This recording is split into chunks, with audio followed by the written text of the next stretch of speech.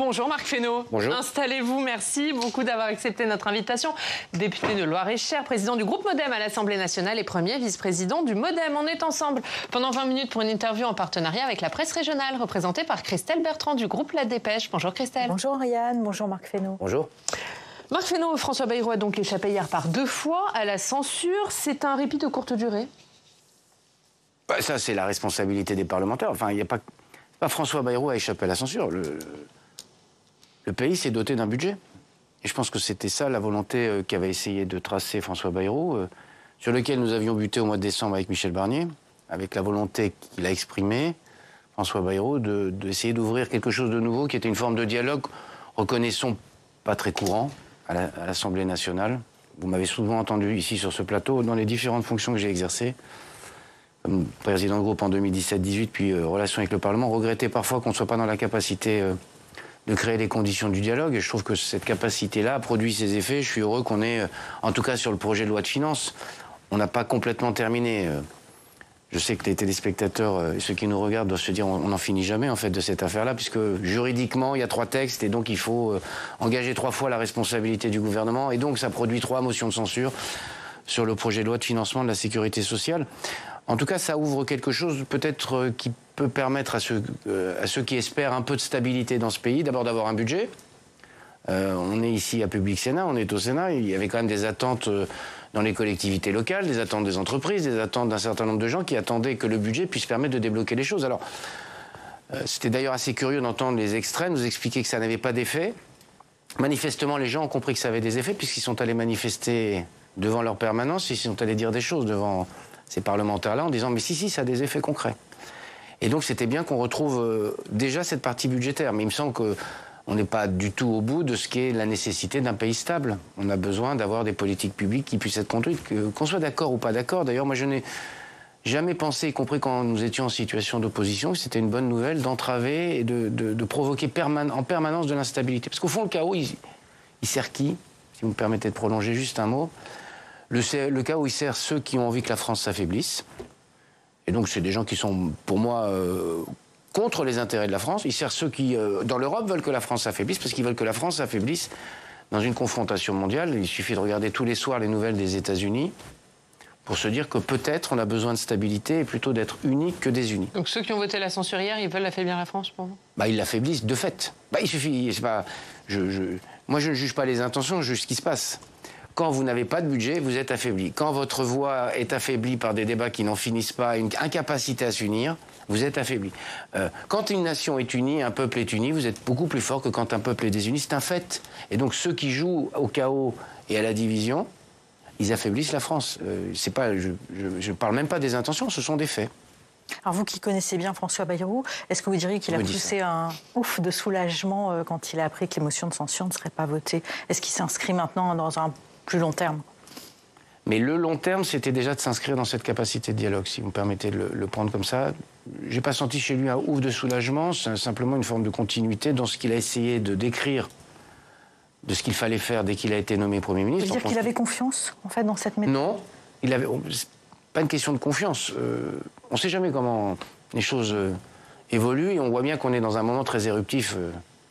Vos confrères disaient que je disais le mot de volcanique. Oui, on est quelque chose autour de ça. C'est-à-dire qu'on sait qu'à tout moment, pour une raison qu'on n'a pas identifiée, les choses peuvent tourner mal et on peut retomber du côté du chaos. Donc il y a une forme à la fois de détermination qui aboutit à ce qu'on a vu hier et en même temps une forme de vigilance et de lucidité sur l'état de la situation. Donc c'est un peu étape par étape.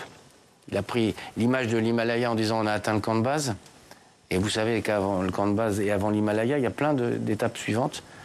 Et pour en avoir parlé avec lui, il n'y a ni ouf ni triomphalisme en disant simplement voilà une étape de franchie, il faut qu'on essaie de franchir les autres. Est-ce que vous redoutez la prochaine étape, c'est-à-dire la motion de censure socialiste dans les prochains jours qui va porter notamment sur l'expression de François Bayrou, sentiment de submersion migratoire?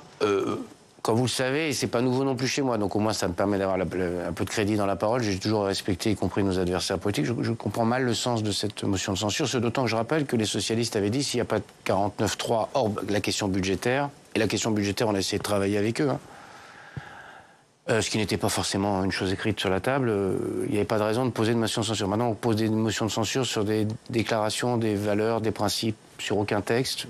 Je ne comprends pas tout à fait le sens, mais il faut être vigilant parce que il y a un certain nombre de gens qui en permanence ne cherchent qu'à provoquer le chaos. Donc moi, je ne crois pas que ce soit la volonté du Parti socialiste. Sincèrement, je ne crois pas que ce soit la volonté. Et nous avons beaucoup de divergences avec le Parti socialiste. Mais ce sont des responsables publics qui savent ce que c'est que le mot responsabilité veut dire. Et qui savent qu'un jour, sans doute, ils seront eux aussi appelés à exercer des responsabilités exécutives. Et vous pensez que le RN pourrait la voter ?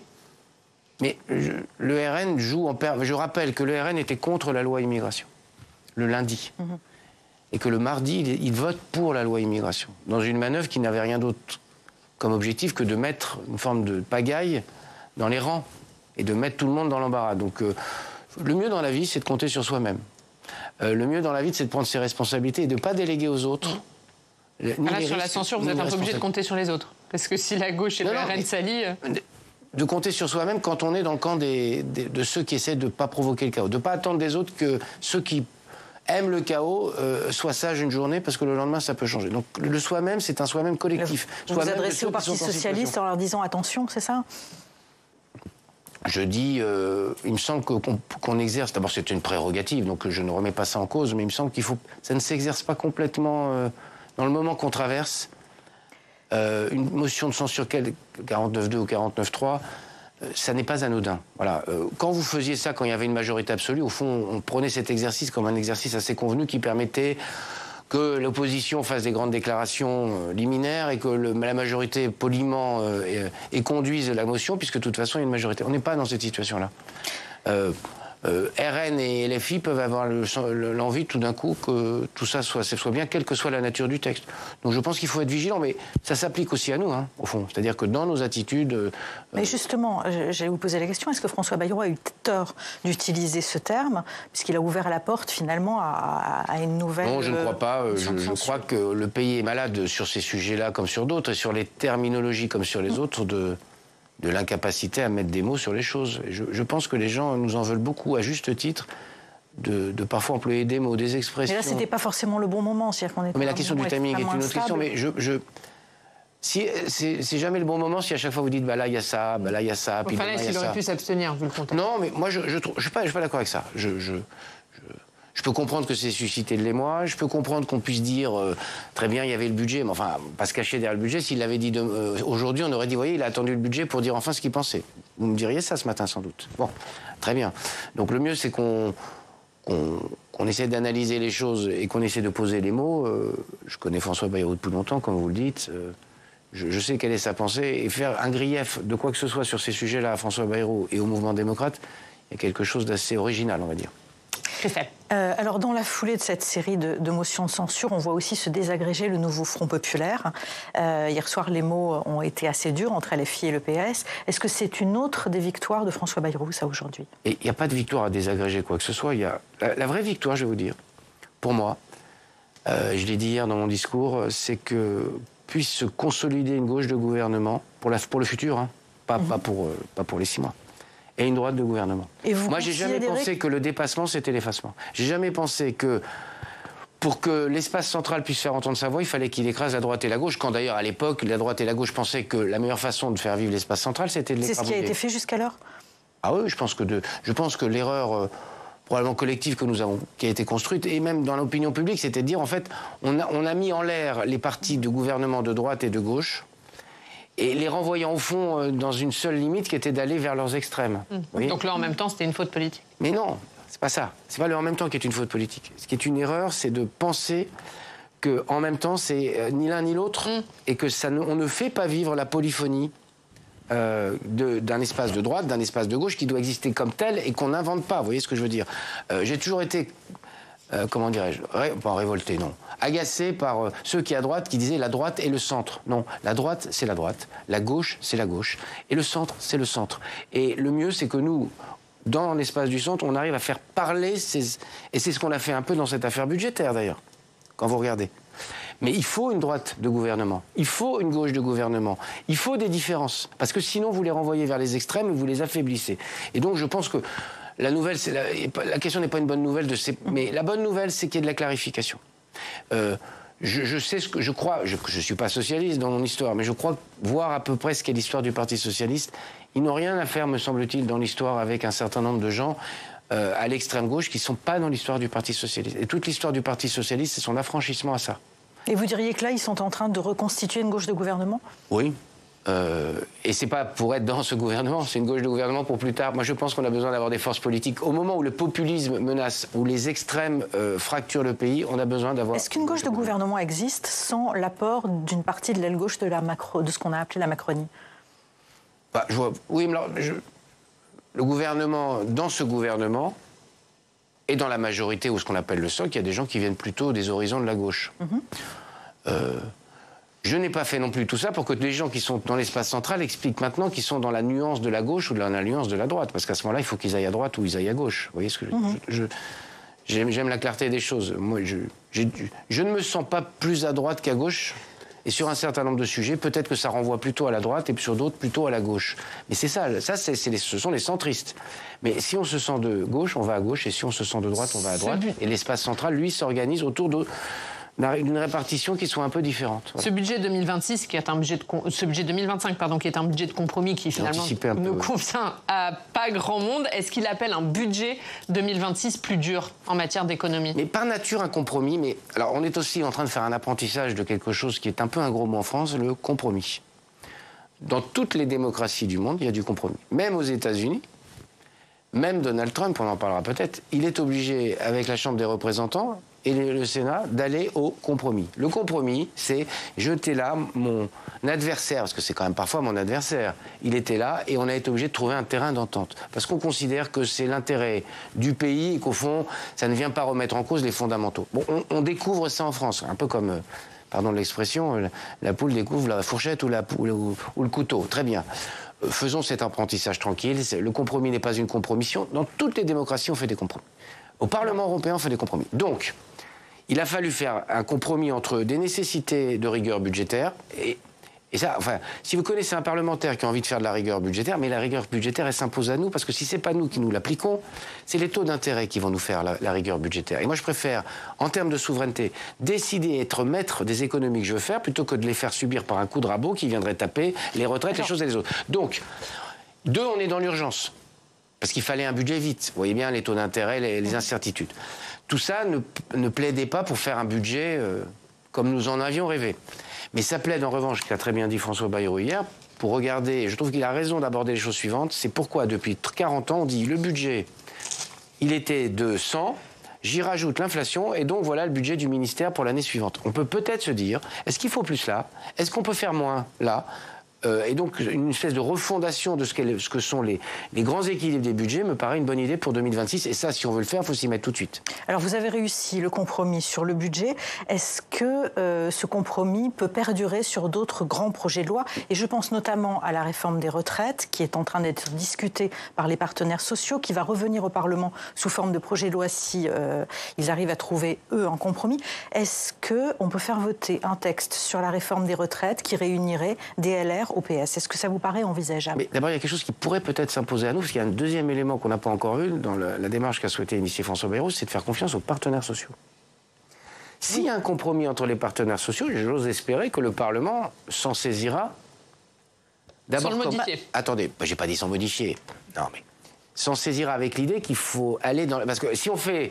Les partenaires sociaux se mettent d'accord sur une réforme du système de retraite ou la modification du système de retraite tel qu'il est posé sur la table et qu'on dit « Très bien, tout ça n'a servi à rien, on va faire comme on l'avait dit », alors là, je pense qu'on a un problème dans ce pays de la démocratie sociale. Olivier Faure a déjà annoncé hier soir que si la mesure d'âge n'était pas revue, le Parti socialiste déposerait une motion de censure qui pourrait réunir... J'invite chacun pas mal de monde à écouter... Enfin, je veux dire...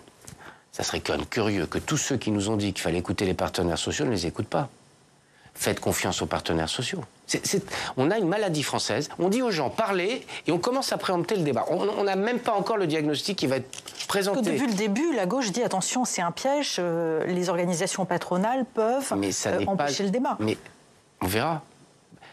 Est-ce qu'on peut donner... Est-ce qu'il y a 3 semaines ou il y a 1 mois, on aurait dit qu'on aurait un budget? Bon, est-ce qu'on peut faire confiance un peu à des partenaires sociaux qui ont envie, je crois, de démontrer qu'ils sont capables de se mettre d'accord, y compris de se mettre d'accord sur des choses avec lesquelles nous ne serions pas d'accord. Ça aussi, c'est un compromis. Et que nous n'ayons pas la prétention, nous, groupe politique, tout seuls, de décider de ce qui est bien ou pas bien pour les salariés. C'est des représentants des organisations patronales. C'est des représentants des organisations syndicales. Évidemment, il n'y aura pas d'unanimité. Chacun, c'est LFiste, si je peux dire. Vous voyez ? Bon, chacun, c'est populiste, syndicaux. Mais il y a des gens dans le monde syndical, salarial, qui ont envie de faire avancer les choses, et qui l'ont montré dans l'histoire d'ailleurs de la France. Laissons-les faire. La Cour des comptes va présenter d'abord les conclusions de ce qui est un diagnostic, parce qu'on n'a jamais partagé vraiment un diagnostic. Ça, c'est pour le 19 février. J'ai d'ailleurs dit à François Bayrou que je souhaitais qu'on puisse avoir un débat au Parlement, qu'on ait enfin un débat sur est-ce qu'on est bien d'accord. On verra quelle suite sera donnée. Mais sur les chiffres. Sur les chiffres. On n'est même pas d'accord sur les chiffres. Enfin, le comité d'orientation des retraites, je vous rappelle, avant la réforme Borne, ce qui nous a beaucoup aidé, nous avait expliqué à l'époque qu'il n'y avait pas de problème de déficit. Ouais. Il y avait même un léger. Et donc il y aura un débat au Parlement ? Il a dit oui ? Non, il n'a pas. On verra la suite qu'entendra donner François Bayrou. Mais moi, je pense que c'est bien qu'on ait une caisse de résonance parlementaire. Et moi, quand j'ai des choses à dire à François Bayrou, je le dis. Et je n'ai pas changé d'attitude parce que c'est François Bayrou et que je suis proche de lui. Je pense qu'on a besoin de ce débat parce qu'on a besoin de cette caisse de résonance. Cette caisse de résonance, elle permettra de poser un diagnostic. Après, les partenaires sociaux vont s'en saisir. Et après, mai-juin, on verra. Donc, Marc Fesneau, Olivier Faure et les autres. Je pense qu'on a intérêt à laisser faire sans préempter. Parce que si on dit c'est les uns une mesure d'âge, les autres pas une mesure d'âge, les troisièmes une mesure de hausse de cotisation, on fait le travail à la place de ceux qui ont envie de le faire aujourd'hui et de s'en saisir, les partenaires sociaux. Et donc moi j'ai plutôt espoir qu'on puisse trouver un chemin là aussi de dialogue. Je sens quelque chose de l'ordre d'un état d'esprit, sans être naïf, ni utopique. Je crois qu'il y a des gens qui ont envie de montrer qu'on peut se parler, qu'on peut se mettre d'accord. Aujourd'hui a lieu à l'Assemblée nationale la niche des Républicains. Parmi les textes, celui pour durcir les conditions d'accès du droit du sol à Mayotte. Est-ce que vous allez le voter ? Oui, on est assez... Voilà, on va regarder. Il y a des débats, il y a des questions d'amendement. Mais globalement, on est d'accord avec le texte qui est posé par les LR. Et là aussi, c'est bien qu'on puisse se dire que parfois, on est d'accord sur des textes en sortant d'un certain nombre de postures qu'on a pu... les uns et les autres avoir, si je peux me permettre. C'est assez savoureux de voir que parfois, on était manifestement les uns et les autres dans des postures. Et donc, oui, c'est un texte... Vous voyez bien qu'à Mayotte, cette question du droit du sol est la question centrale de la situation mahoraise et d'une situation qui est intenable pour les populations mahoraises et pour ceux qu'on accueille aussi, d'ailleurs. Parce qu'il y a un moment, vous ne pouvez pas, comme disait Michel Rocard, accueillir toute la misère du monde. Et la fin de la phrase étant « mais chacun doit prendre sa part », parce que tout est important dans la phrase. Donc celui-là, vous le voterez. Il y en a d'autres, prioriser les travailleurs dans l'attribution de logements sociaux, mais moi, les allocations. On va avoir le débat, mais allons au bout. Prioriser les travailleurs dans les... Voilà. Vous avez quelqu'un qui est en situation de demandeur d'emploi, qui est en formation. C'est la meilleure voie pour qu'il retrouve un travail. Et on ne le priorise pas par rapport à un travailleur. Vous avez une femme qui est obligée de quitter son foyer parce qu'elle est battue. Elle n'est pas prioritaire par rapport à un travailleur ? Bon, ça... Donc celui-là, vous ne le votez pas ? Non. Est-ce qu'on pourrait être un peu dans la nuance ? Je pose des questions auxquelles j'entends qu'on apporte des réponses. Je vois bien en filigrane ce qu'il y a. Mais le monde ne se résume pas à ceux qui travaillent et ceux qui chercheraient à ne pas travailler. Il y a aussi des gens qui sont en difficulté. Il y a aussi des femmes qui sont obligées de quitter leur foyer. Et le mieux, d'ailleurs, ça serait que ce ne soit pas elles qui quittent leur foyer.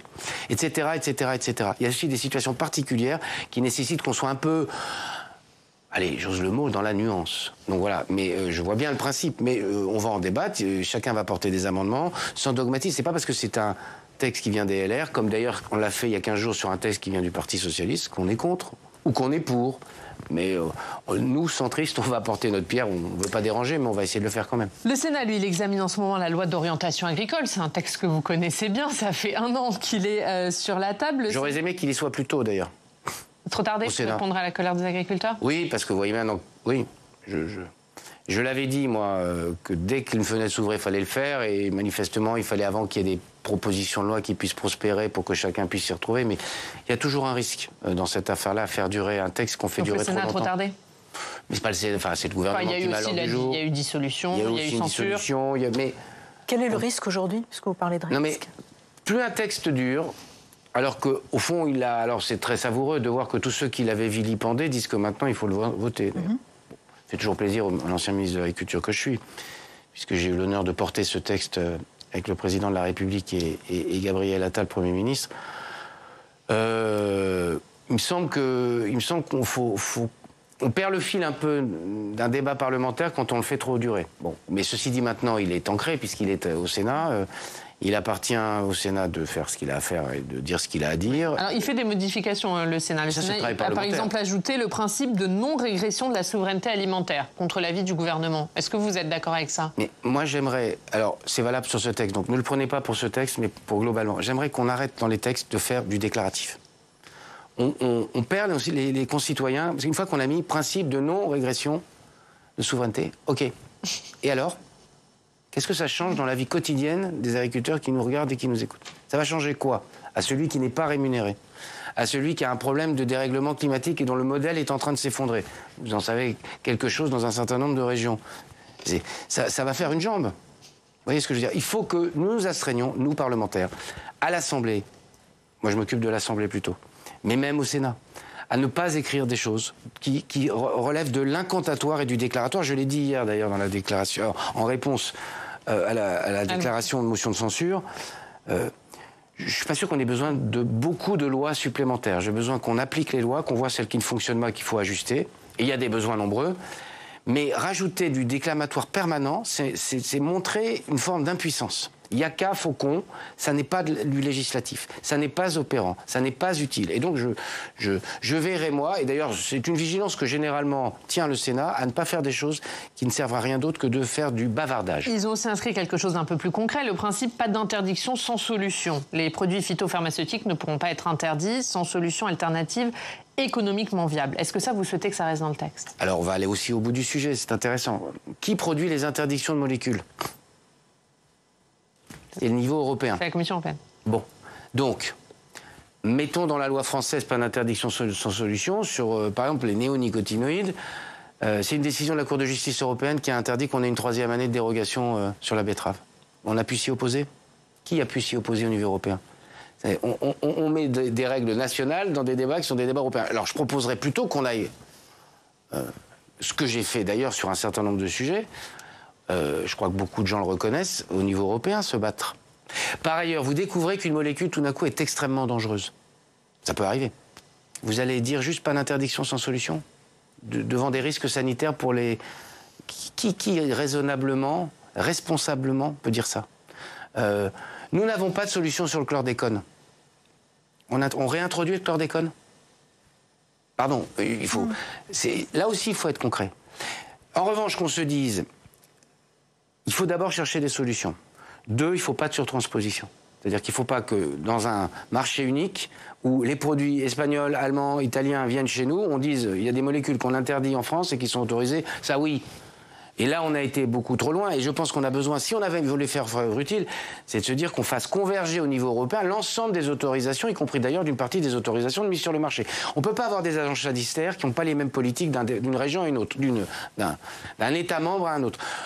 Je ne peux pas avoir des molécules qui sont autorisées, ce qui est arrivé à plusieurs reprises, en Autriche, en Italie, en Allemagne, avec des autorités sanitaires qui sont aussi bonnes que les nôtres, et nous avons de bonnes autorités sanitaires, et qu'on nous explique qu'on ne peut pas faire jouer une clause de réciprocité. Quand on homologue des véhicules, et c'est dangereux quand vous conduisez une voiture, que si elle n'est pas homologuée, qu'on dise la norme qui est examinée quelque part, elle est examinée pour tout le monde. Ça, pour le coup, ça serait utile et opérant pour les agriculteurs, plutôt que de dire pas d'interdiction sans solution. Ne pas laisser les agriculteurs dans une impasse. Très bien. Oui. Christelle.